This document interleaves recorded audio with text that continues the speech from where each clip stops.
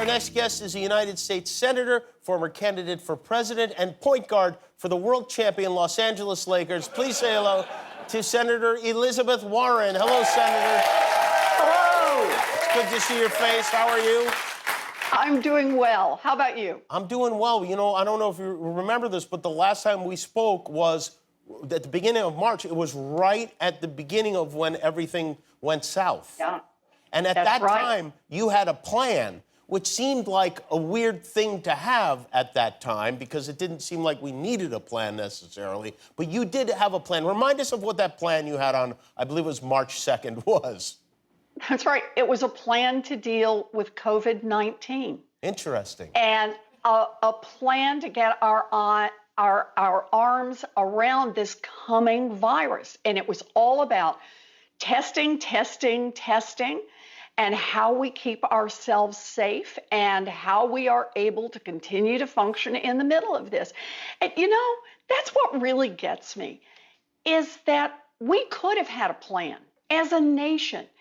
And sure, there still would have been some virus, there still would have been some folks who would have gotten sick, but we wouldn't have lost 210,000 of our family members and friends and neighbors.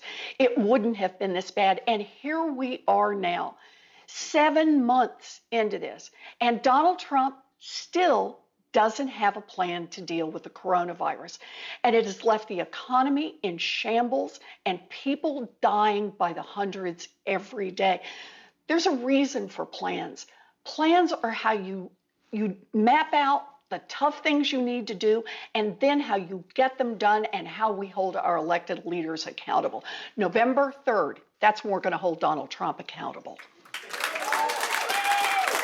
I'm guessing you don't. On a scale of 1 to 10, what number would you give the president as far as how he's handled this pandemic? Minus 4,961. No, I mean, because that's the thing. It's not just that he's been incompetent. It's he's actually made things worse. Look where we are today. He has gotten out and shown, hey, that you can be political and not wear a mask. Well, the virus doesn't care about your politics. The virus still infects people. He's undercut the credibility of our public health officials. He has directed us away from things that would have helped us keep each other safe. And so for that, he doesn't even make it to 0 in handling this. Well, first he made hats political, and now he's moved on to maybe gloves will be next, or shoes. Who knows? Who knows? We really Who knows? What did you Underwear. Who knows? What did you make of the hearings this morning for Judge Amy Coney Barrett?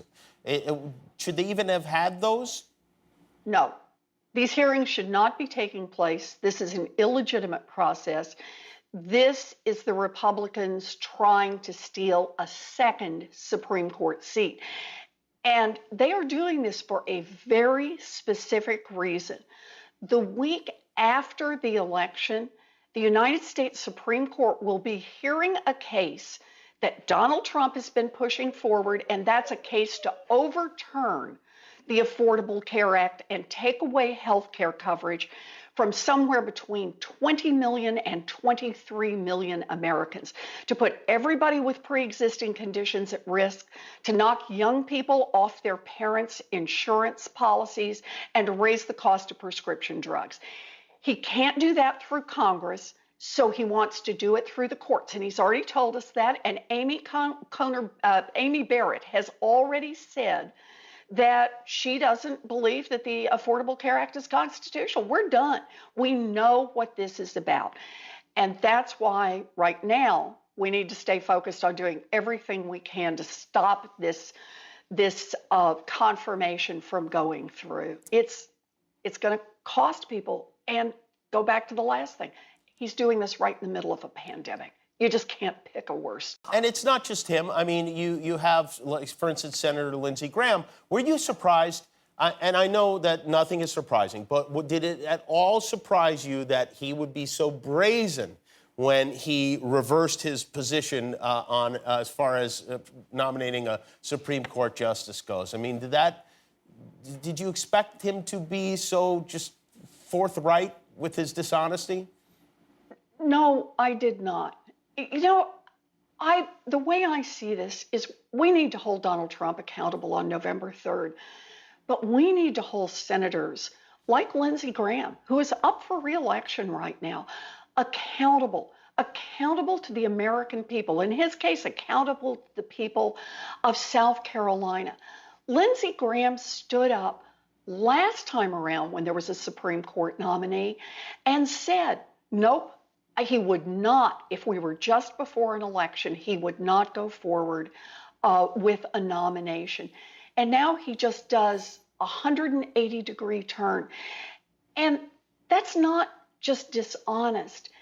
It breaks faith with the people who voted for you, people who want to keep their health insurance, but people who also want to feel like, whether you agree with them or not, that a senator's word, a president's word should mean something. And Lindsey Graham has just taken that away. I know that most Democrats have been reluctant to answer the question that people keep asking is, will you, because apparently there's no limit on the number of Supreme Court justices we can have, will you add seats to the Supreme Court in order to tip the scales the other way? And I understand why people don't want to answer that question, but I sometimes wonder, why do Democrats follow the rules so closely? Why? I mean, like, if I was Joe Biden and I was elected, I'd put 25 Supreme Court. I'd put the Lakers in there. I'd put the cast of Seinfeld. I'd put Merrick Garland and his wife and his kids. I'd put everybody on the Supreme Court. So look, the way I see it is, first of all, we got to stay focused on what's happening right now. The hearings that are going on, Lindsey Graham, and the election on November 3rd. This is about accountability.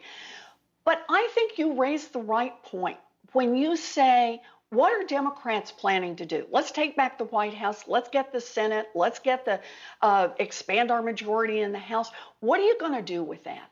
And the way I see this, if we're going to build an economy that works for everyone, then we have to be willing to get in there and be strong as Democrats. And that means we can't give Mitch McConnell a veto over the things that need to be done. So I'll tell you where I want to go. Don't want the Republicans to be able to abuse the rules to maintain their grip on power.